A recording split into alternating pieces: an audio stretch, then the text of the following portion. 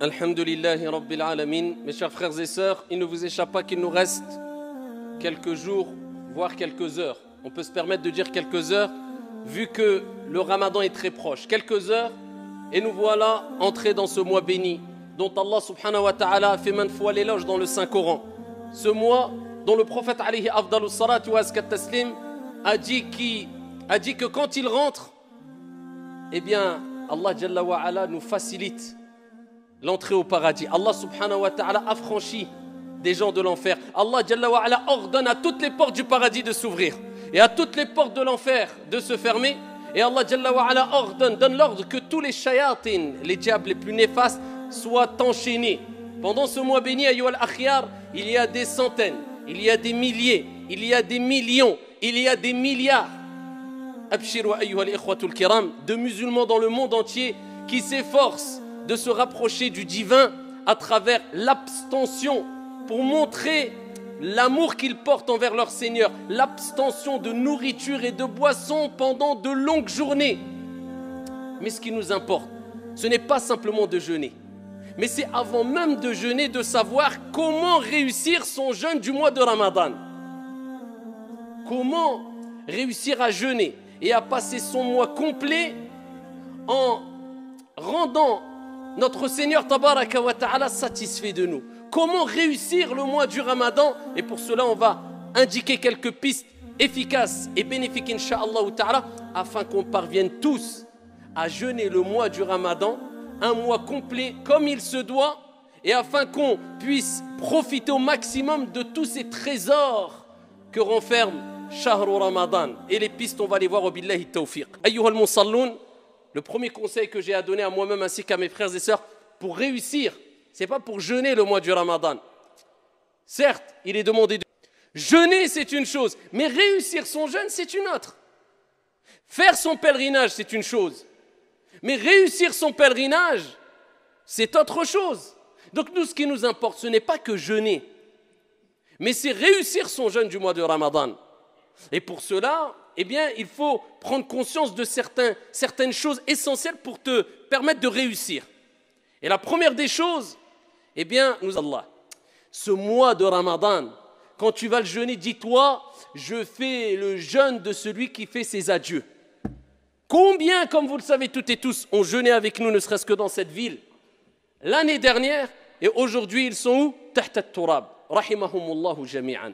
Ils sont sous la terre. Ils auraient rêvé, ils auraient espéré. Wallahi wa rabbil Kaaba. Si Allah subhanahu wa ta'ala leur avait donné l'occasion de revenir sur terre, ils auraient donné tout ce qu'il y a sur la surface de la terre, selon leur capacité, juste pour pouvoir jeûner une journée. Eh bien toi, Dieu t'a donné ce cadeau. Cette année, tu vas jeûner. L'année prochaine, 11 mois, on ne sait pas ce qui peut se passer. Déjà en 2 heures, on ne sait pas ce qui se passe. En 10 minutes, ta vie, elle peut vaciller. On sait très bien que tout va très vite, surtout aujourd'hui. Alors que dire de une année? Donc c'est peut-être ton dernier Ramadan. C'est peut-être ton dernier Ramadan. Et ce que tu vas gagner pendant le mois de Ramadan, wa rabbil Kaaba, de manière générale, tu ne pourras pas le gagner en dehors du Ramadan. C'est le meilleur mois de l'année. C'est le mois où il y a le plus de cadeaux. C'est le mois où il y a Laylatul Qadr. C'est le mois où Allah ouvre toutes les portes du paradis, comme s'il te disait, ça y est, le paradis, toutes les portes sont ouvertes. Il n'y en a aucune qui est fermée. Vas-y, entre par la porte que tu veux. C'est facile. Ya abdi, oh mon serviteur, fais des efforts, rapproche-toi de moi, le paradis il est à portée de main. C'est le mois où shayatin, les diables les plus néfastes sont enchaînés. Comme si Dieu te disait, je sais que tu es faible, je sais que tu es attiré par le mal, je sais que le diable a une influence sur toi, eh bien je vais enchaîner les diables les plus néfastes pour te faciliter l'entrée au paradis. Te faciliter le fait de te rapprocher de moi, les actes d'adoration, pour éduquer ton âme plus facilement afin que tu persistes dans les actes d'adoration. C'est peut-être ton dernier Ramadan. Dis-toi ça dans la tête. Et tu vas quitter ce monde, peut-être, avec le dernier Ramadan accompli de la meilleure des manières. Quel bagage, quel investissement. Ça, c'est le vrai investissement. Ama pour dunya, pour la vie d'ici-bas, investis ce que tu veux, ce n'est pas illicite. Mais ce n'est pas le réel investissement, tout simplement parce que cela va rester et ne perdurera pas, mais en tout cas, quand tu quitteras ce monde, va rester derrière toi. Comme on dit, même si tu investis dans une maison, dans une voiture, ne serait-ce que la clé, ta maison, elle ne te suivra pas dans ta tombe. T'as quoi en fait? Tu es qu'un locataire, même si ça t'appartient, tu restes locataire, que tu le veuilles ou non. petite période, mudda qasira, toute petite période, tu ne sais pas combien de temps. Donc investis dans ton Ramadan. Allah t'a donné la santé, Allah t'a donné la foi, Allah Jalla wa Ala t'a donné l'intelligence, Allah subhanahu wa ta'ala t'a choisi. Eh bien profite, sois reconnaissant vis-à-vis d'Allah. Et ainsi tu réussiras ton mois de Ramadan. Deuxième piste pour réussir son mois de Ramadan. Ash-shukru lillah. Prendre des leçons du mois de Ramadan. C'est le but du Ramadan. C'est-à-dire le Ramadan c'est une école. Pour réussir son Ramadan, ou du moins pour savoir si tu as réussi Ramadan, regarde l'impact qu'a eu le Ramadan sur toi après Ramadan. Parce que Dieu, il nous éduque à travers les actes d'adoration. J'espère bien que vous avez compris que les actes d'adoration, ce n'est pas simplement le fait de faire des gestes pendant la prière. Non, ces actes d'adoration pratiques, d'accord, cultuels, ont été mis en place aussi pour nous éduquer dans la vie de tous les jours. Vous comprenez ça? Ramadan, si tu veux le réussir, eh bien, c'est que tu vas comprendre que c'est des leçons le mois du Ramadan et que ça doit laisser une marque sur toi après Ramadan. Quand tu viens à la mosquée et que tu dois venir en marchant, sans courir, et que tu dois t'aligner avec tes frères, tu dois te rapprocher des frères, coller tes épaules, pas coller les pieds. Beaucoup collent les pieds, alors que dans les 4 écoles, ça n'existait pas. Coller les pieds, c'était juste pour aligner les rangs. Après, tu n'as pas besoin de coller les pieds. Mais aligner les rangs, le prophète, il dit avec douceur, vous rapprochez vos épaules. Vous suivez l'imam. Pourquoi cette discipline? Pourquoi cette organisation? À une heure bien précise. Quand l'heure est passée, ça y est, tu vas prier tout seul. Des mouvements que tu fais en harmonie, tous ensemble. Tu suis l'imam, tu ne fais pas ce que tu veux. Pourquoi ces règles? Pourquoi ces comportements? Pourquoi cette gestuelle? Pour nous éduquer, nous apprendre à être disciplinés, à être organisés, à être carrés, à être sereins, à être apaisés. Mais est-ce qu'on a compris cela, nous? Normalement, on doit être les gens les plus éduqués, les plus disciplinés. Et malheureusement, illa ma rahimallah, ce n'est pas le cas. Parce qu'on n'a pas compris que derrière les actes d'adoration, il y a une éducation qu'on doit mettre en application dans la vie de tous les jours. Quand tu sors, quand tu vends, quand tu achètes. Dans chaque acte d'adoration, on peut puiser plusieurs leçons qui nous permettent d'être éduqués et disciplinés en dehors de la mosquée, en dehors de l'acte d'adoration lui-même. Siyam ou Ramadan, le mois du Ramadan, ça nous pousse à la modestie. Parce que tous les actes d'adoration, eh bien, c'est un des buts. C'est quoi? C'est la modestie, la prière. Tu pries aligné, tu es à côté du riche, tu es à côté du pauvre, tu restes modeste. Le mois du Ramadan, le pauvre ne mange pas, toi tu ne manges pas. Tu es riche, tu ne manges pas. Parce que tu as des millions, tu as le droit de manger avant le Maghreb, abadan, tu attendras le Maghreb. Pour mettre tout le monde au même niveau, Al-Hajj, eh bien tu es riche, tu es pauvre, tu vas mettre tes deux vêtements blancs qui ressemblent à un linceul. Pareil, sans sous-vêtements, sans rien du tout en dessous. Même le pauvre à côté de toi, pareil, on différencie. La modestie à tawadu. Le Ramadan comprend bien que c'est une école pour t'apprendre la modestie. Et t'apprendre aussi at-tadhiya, le sacrifice. Parce que l'islam, c'est une religion où on doit, à travers la prière, c'est un sacrifice la prière, parce que ça demande de laisser ton travail, de faire ta prière à l'heure, c'est un sacrifice ou pas? Dieu veut que tu sacrifies. Je parle du sacrifice bien compris, pas n'importe comment. Et pareil, le jeûne du Ramadan, c'est un sacrifice ou pas? Mais bien sûr.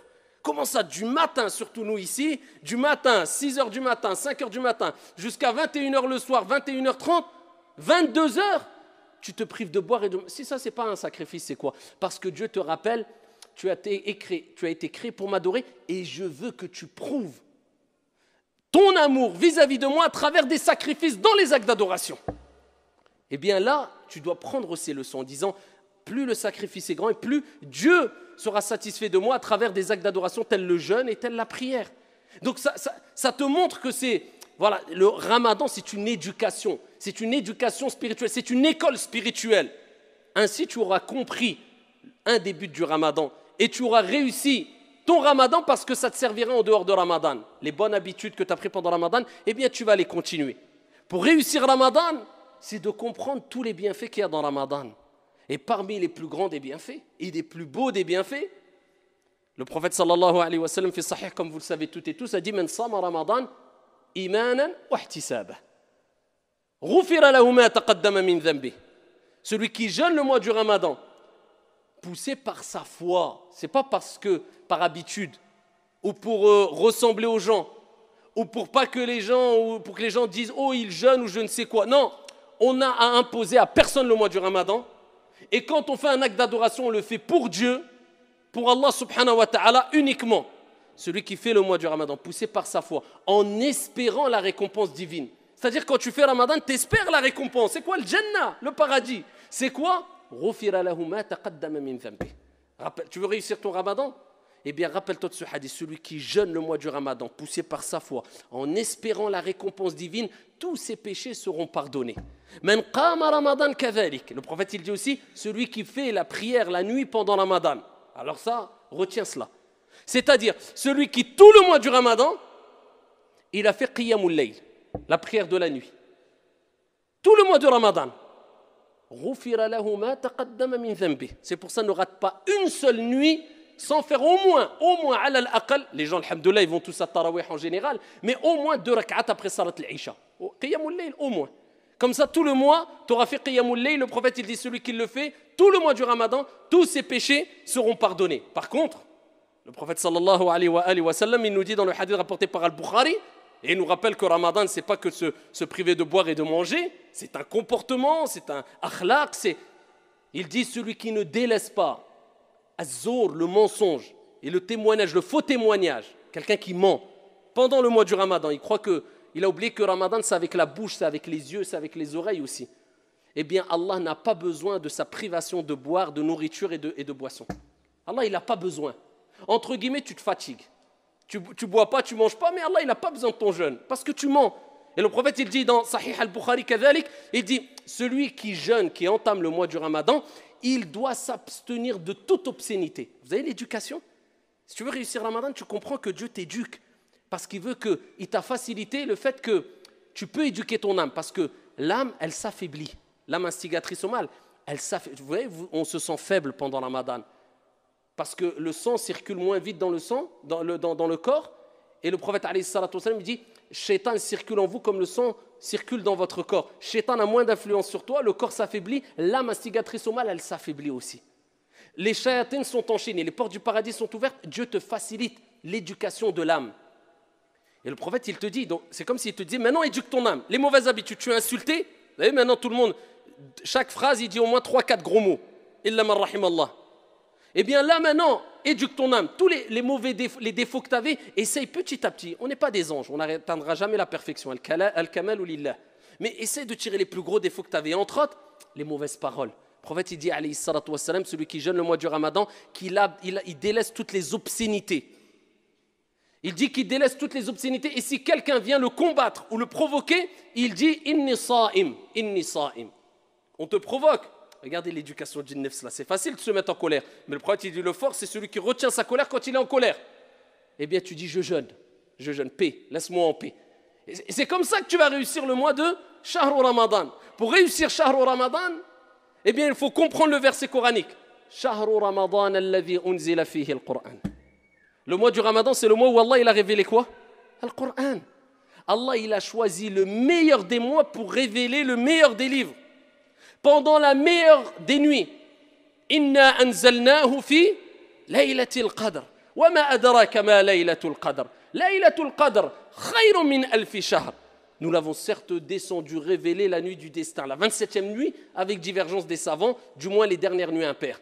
Et qui te dira qu'est-ce que c'est que la nuit du destin? La nuit du destin est meilleure que 1000 mois d'adoration. Regardez les cadeaux divins. Et Dieu, s'il a descendu, révélé le Coran pendant le mois de Ramadan, c'est pour te rappeler que pendant ce mois qui est le meilleur des mois, eh bien, multiplie la récitation du meilleur des livres. Concentre-toi que dans la récitation du Coran. Quand je parle des sujets scientifiques, surtout du moins. C'est pour ça l'imam Malik, rahimahullah, ce grand savant érudit, savant du fiqh, du hadith, il délaissait dans ses assises toute étude du hadith pour se consacrer à quoi? À la lecture du Coran.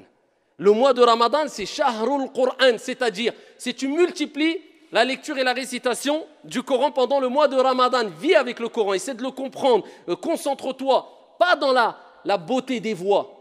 Parce que maintenant, les gens ils cherchent les mosquées où il y a les plus belles des voix. Et ça, c'est parmi les égarements qu'a mentionné déjà Omar ibn al-Khattab à son époque. Jusqu'à ce que certains, maintenant, c'est plus une récitation. Warattilil Qur'ana tartila, comme il se doit, mais on mise tout sur les mélodies. Ça devient même quelquefois de l'exagération. Non, sur le contenu du Coran. Ce n'est pas toi qui embellis le Coran, c'est le Coran qui va t'embellir, ya Abdallah. Après, bien sûr, embellir sa voix, c'est demander aussi, mais sans exagération. Le contenu, c'est ce qui nous importe. Et c'est ainsi qu'on va réussir Ramadan si on a mis comme objectif la lecture du Coran à 100%. Je plonge dans le Coran.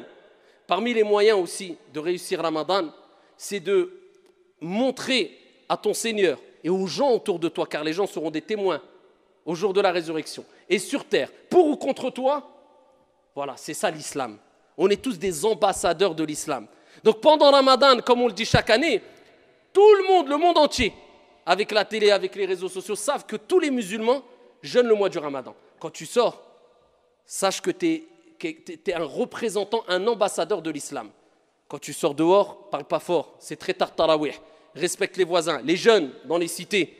Surtout pendant le mois de Ramadan, tous les ans on entend la même chose. C'est là où quelquefois malheureusement des jeunes musulmans dans les cités, eh bien, font du tout et n'importe quoi et sans le savoir, ils salissent leur propre image de toute manière, hein, et l'image de l'islam aussi. Parce qu'après, excusez-moi, hein, mais quand des gens disent « Oui, mais regardez les musulmans, qu'est-ce qu'ils font? Regardez, c'est dans les cités, ça brûle, ça crame. » Et on dit « Oh, c'est des racistes. » Alors, on ne va pas être raciste en disant ce genre de propos, mais le fait qu'il y ait des musulmans qui le font quelquefois dans les cités, c'est une réalité. On va se voiler la face. Et quelquefois, des gens, malheureusement, vivent la nuit dans les cités dehors et toute la journée, ils restent naas. Toute la journée, ils se lèvent la nuit et ils salissent l'image de l'islam.